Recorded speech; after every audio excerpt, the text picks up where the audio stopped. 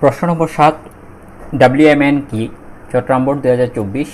WMAN এর পূর্ণরূপ হলো ওয়্যারলেস মেট্রোপলিটন এরিয়া নেটওয়ার্ক। আমরা জানি ম্যান বলতে মেট্রোপলিটন এরিয়া নেটওয়ার্ককে বোঝায়, কিন্তু যখন এটি তারবিহীন প্রযুক্তির মাধ্যমে সম্পন্ন করা হয় তখন তাকে ওয়্যারলেস মেট্রোপলিটন এরিয়া নেটওয়ার্ক বলা হয়।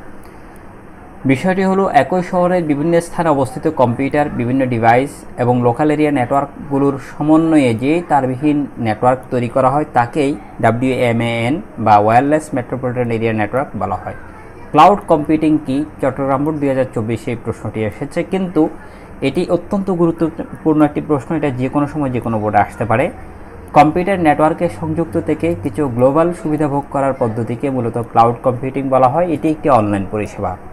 অন্যভাবে বলা যায়, ক্লাউড কম্পিউটিং হলো এমন একটি কম্পিউটিং প্রযুক্তি যা ইন্টারনেট এবং কেন্দ্রীয় রিমোট সার্ভার ব্যবহারের মাধ্যমে ডেটা এবং অ্যাপ্লিকেশনসমূহ নিয়ন্ত্রণ ও রক্ষণাবেক্ষণ করতে সক্ষম।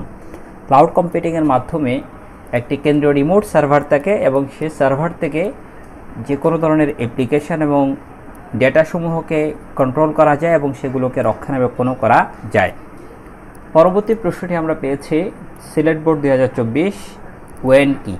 WAN এর পূর্ণরূপ হলো ওয়াইড এরিয়া নেটওয়ার্ক, অর্থাৎ বিস্তৃত ভৌগোলিক অঞ্চল জুড়ে যে নেটওয়ার্ক তাকেই মূলত ওয়াইড এরিয়া নেটওয়ার্ক বলা হয়, যেটি আমরা ইন্টারনেটকে বলে থাকি।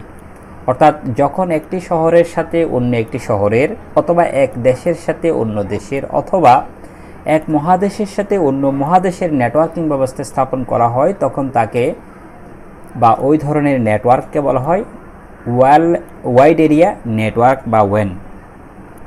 গেটওয়ে কি?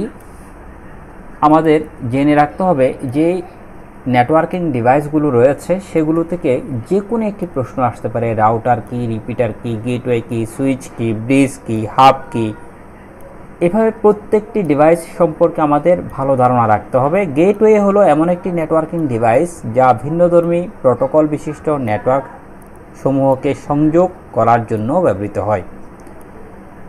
এক জায়গায় যে প্রোটোকল তৈরি করে নেটওয়ার্ক তৈরি করা হয়েছে সেটি হলো file transfer protocol FTP।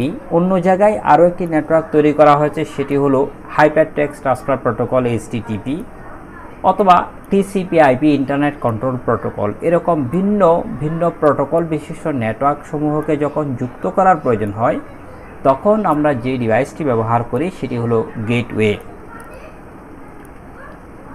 Demodulation কি? বরিশাল বোর্ড 2024 প্রশ্নটি এসেছে। ডিমডুলেশন হলো অ্যানালগ ডেটাকে ডিজিটাল ডেটায় রূপান্তর করা বা অ্যানালগ সংকেতকে ডিজিটাল সংকেতে রূপান্তর করার প্রক্রিয়াকে কিন্তু ডিমডুলেশন বলা হয়। আর ডিমডুলেটর হলো যে ডিভাইসটি এই কাজটি করে তাকে ডিমডুলেটর বলে।